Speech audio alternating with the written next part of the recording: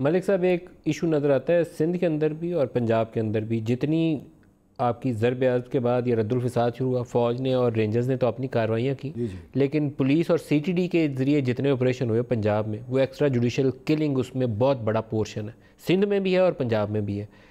Police کی کارروائیوں کے اندر آپ کو ایکسٹرا جوڈیشل کلنگ نظر آتی ہے اور دوسری طرف آپ کو مسنگ پرسن نظر آتے ہیں۔ کیوں ہے یہ؟ کوئی انسانوں والا مہذب معاشرہ ہے کیا ایسے ہی چلے گا؟ دیکھیں یہاں اس میں جو ملٹری کورٹس بھی آئیں ان کو بھی ایک ضرورت کے تحت اس کو ایکسیپٹ کیا گیا، اسی وجہ سے تو ایکسٹرا جوڈیشل کلنگ کو بھی ایکسیپٹ نہیں میں نہیں کرتا، مگر سر یہ ایکچولی تو ٹریننگ ان لوگوں کی ان کی ٹیکنیکس کے یہ کس طرح کریں گے، اتنا ان کو فری ہینڈ دینا کہ اس کو مار دیں۔ میں جب وہاں گیا ہوں تو یہی وہ پرانے افسران تقریباً وہاں ہوتے ہیں وہ جب شہباز صاحب کا نام آتا ہے، جب ہم پہنچتے ہیں تو وہ کہتے ہیں ہمارا باس کدھر ہے، ہمارا یہ کدھر ہے، تو لوگوں کو اعتماد ہے۔ اور ایکچولی میں سمجھتا ہوں ان کی مس ہینڈلنگ ہوئی ہے کہ ان کو شہباز صاحب کو شاباشی مت دیجیے اس مسئلے کے اوپر۔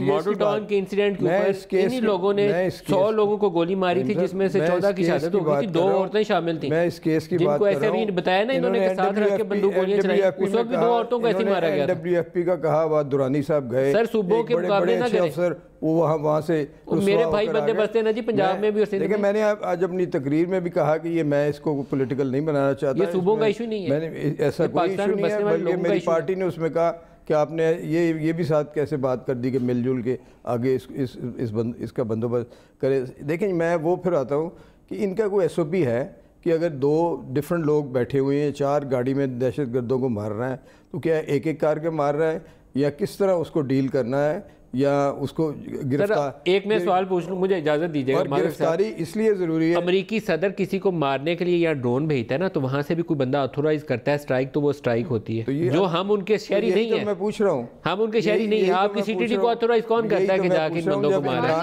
عمران صاحب نے اس وقت یہ کہا کہ یہ میاں شہباز شریف کے بیان کے بغیر یہ 4 سالوں میں 1000 سے زائد بندہ ہے پنجاب میں جس کی ایکسٹرا جوڈیشل کلنگ ہوئی ہے ہی نہیں انکاؤنٹر کے ذریعے۔ سر میرا نہیں خیال اتنا، میں اس سر ابھی کل تو خبر چھپی ہے، کل کے اخبارات نے یہ آپ کی ہیومن رائٹس والوں نے ڈیٹا چھاپا ہے، یہ تو ایک کھلی کتاب ہے، 1000 سندھ کا ہے، 1000 پنجاب کا ہے، کھلی کتاب ہے۔ آپ جا کے اس محلوں میں دیکھیں، چھوٹے چھوٹے ان کے مکان ہیں، ان کے گھر کی تلاشی کسی نے لینی ہو تو آرام سے ہو جاتی ہے۔ وہ لوگ نمازی پرہیزگار، سر وہ تو نمازی پرہیزگار ہیں جنہوں نے مارا، ان کو آتھورائز کس نے کیا تھا؟ یہ بڑا سوال ہے، ہم تو پوچھنا چاہ رہے ہیں نا، یہی تو میرا بھی آپ سے پوچھنا ہے کہ یہ کس نے کیا، یہ بتائیں کہ انہوں نے ایک گاڑی ڈیوٹی پہ بھیجی، اس ڈیوٹی کا گاڑی کا لاگ بک ہوگا، انہوں نے اپنی کوئی رپورٹ لکھی ہوگی، انہوں نے آج کوئی رپورٹ ڈسکلوز کی ہوئی تھی۔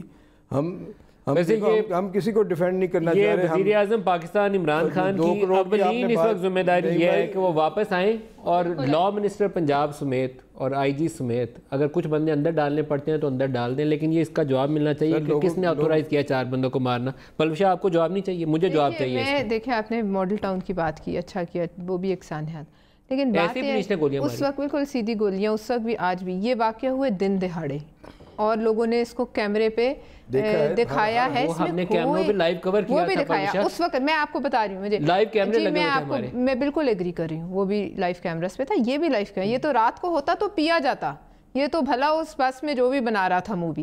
لیکن بات دراصل یہ ہے کہ اس وقت عمران خان صاحب نے کچھ ڈیمانڈز کی تھی اور انہوں نے کہا تھا کہ جو یہ گولی چلانے والے ہاتھ کا کام نہیں، یہ پیچھے جو بیٹھا ہے اس کا کام ہے۔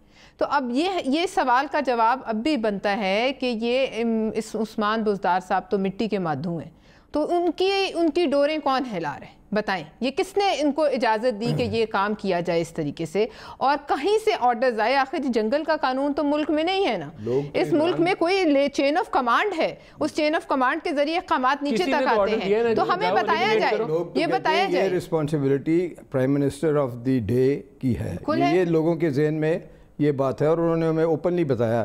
وی ور ویٹنگ کہ ان کی کیا رپورٹ آتی ہے انیشل، تو اکارڈنگلی اس کے آگے انہیں ایکٹ کرنا پڑے گا عمران خان۔ دیکھیے کل ایک اور میں آپ کو ہارٹ رنچنگ بات بتاؤں کہ چلو جو ہوا سو ہوا، لیکن یہ بھی دیکھیں کوئی ان کو سمجھائے، ان کی مطلب سیاسی کوئی ان کے جو آس پاس لوگ ہیں، کہ جب یہ سب ہو رہا تھا پورے ملک میں گھر گھر میں لوگ رو رہے تھے اور ماتم تھا اس کا، ہر ماں رو رہی تھی، ہر باپ رو رہا تھا۔ مجھے بتائیے اس وقت یہ لکھ کے ٹی وی اسکرین پہ ٹکرز چل رہے تھے اور تصویریں چل رہی تھیں جب وہ امیر قطر سے ان کے وہ پرتعیش محل میں مل رہے تھے، اور نیچے کہ جی وزیر اعظم عشائیہ اٹینڈ کریں، اعلامیہ مجھے بتائیے اس کی کیا ضرورت ہے؟ اگر کر بھی رہے ہیں تو آپ پاکستانیوں کو کیوں بتا رہے ہیں؟